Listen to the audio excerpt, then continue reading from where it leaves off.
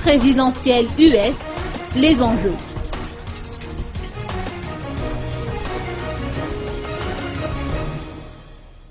Brett Bruen, conseiller en communication et aux affaires culturelles de l'ambassade américaine, s'est exprimé cet après-midi sur les enjeux de l'élection présidentielle des États-Unis, qui est un suffrage universel indirect.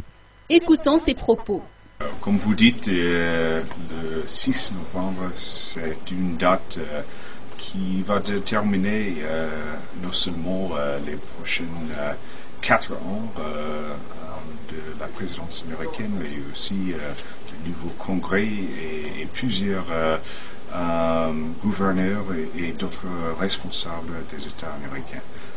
Pour nous, les élections font partie de la démocratie et les élections ne sont pas le seul élément qui représente notre démocratie. En fait, il faut vivre la démocratie quotidiennement. On ne peut pas juste aller voter et dire voilà quoi.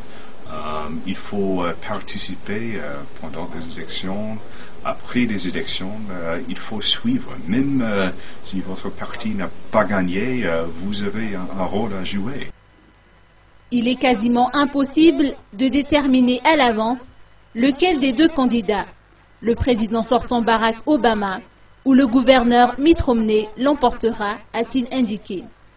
En tout cas, il sera possible de suivre en direct l'évolution des scrutins à l'American Center de Tampa Bay demain.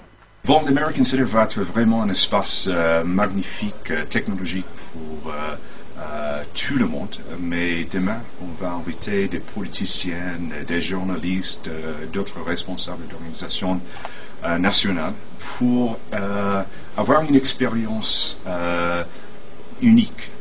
L'American Center va offrir la possibilité d'utiliser la technologie, de vivre en direct les élections, non seulement à travers la couverture médiatique, mais aussi utiliser les iPads, les écrans interactifs. Même nous aurons un journaliste malgache qui fait partie d'une visite guidée aux États-Unis pendant la période électorale, et on aura en direct de l'État de la Louisiane.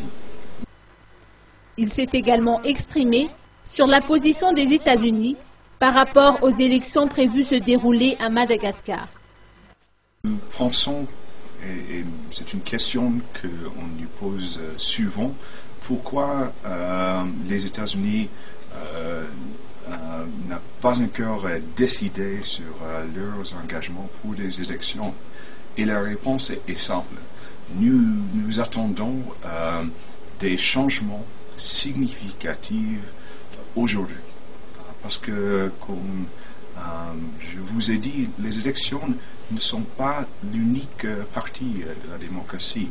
Il faut avoir le respect pour les droits de l'homme. Il faut avoir un état de droit. Il faut avoir d'espace pour les partis politiques, les politiciens à s'exprimer. Et en ces jours-ci, jusqu'à ce moment, on n'a pas encore vu cette situation démocratique ici à Madagascar.